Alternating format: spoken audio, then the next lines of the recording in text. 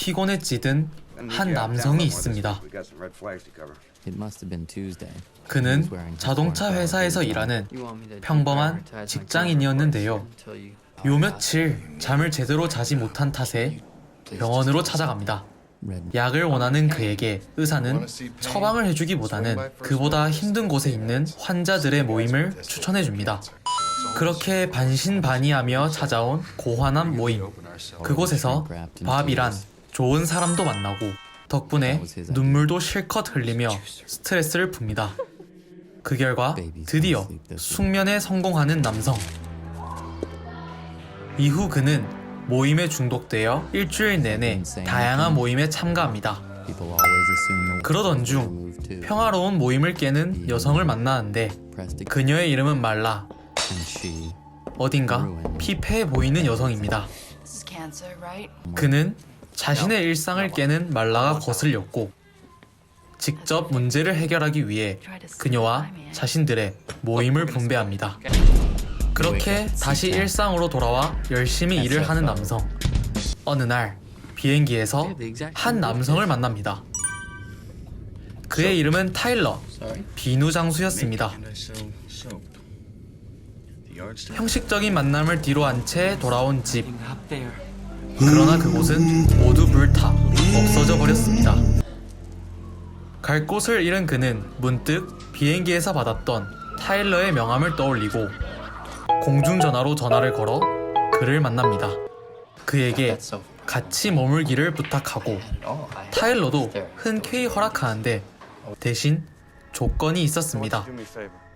조건은 바로 자신을 힘껏 때려달라는 것. 뭔 개소리야! 어이없는 부탁에 꺼려하다가 결국 한 대를 먼저 날립니다. 이후 신나게 치고 박는 그들은 둘도 없는 사이로 발전하게 됩니다. 그렇게 찾아온 타일러의 집. 무너지지 않은 게 기적일 정도로 많이 낡아 있었습니다. 시간이 지나면서 싸움에 흥미를 가지는 사람들이 늘어나고 그들은 직접 파이트 클럽을 만듭니다. 바로 폭력으로 세상에 저항하는 모임을 만든 것이죠. 그러던 어느 날 한 통의 전화가 걸려옵니다. 전화의 출처는 경찰, 바로 화재 사건에 대한 것이었는데요. 그러나 이미 파이트 클럽에 푹 빠져있던 그는 경찰의 전화도 듣는 둥 마는 둥 합니다. 그 이후 아직 자신을 버리지 못하고 어딘가 어리숙한 모습이 있던 그가 마음에 들지 않았던 타일러는 그를 각성시키기 위해 손에 화학물질을 뿌리고 그는 고통을 직접 느끼고 견뎌내며 결국 각성하고 맙니다. 그러던 중 길에서 고환암 모임의 동료였던 밥을 만나고 그도 파이트 클럽의 회원임을 알게 되며 둘은 조금 더 가까워지게 됩니다. 이후 본격적으로 파이트 클럽의 회원들은 반사회적인 작전을 수행하고 이를 조직화하기 위해 타일러는 군대를 소집합니다. 그렇게 소집된 대원들과 저지른 작전. 그러나 이전과는 다른 스케일과 목적에 그와 타일러는 갈등을 빚고 맙니다. 결국 그를 떠나버리는 타일러. 그리고 어느 저녁 부상을 입은 대원들이 본부로 돌아옵니다. 자세히 보니 머리에 총상을 맞은 대원. 알고 보니 그는 밥이었습니다.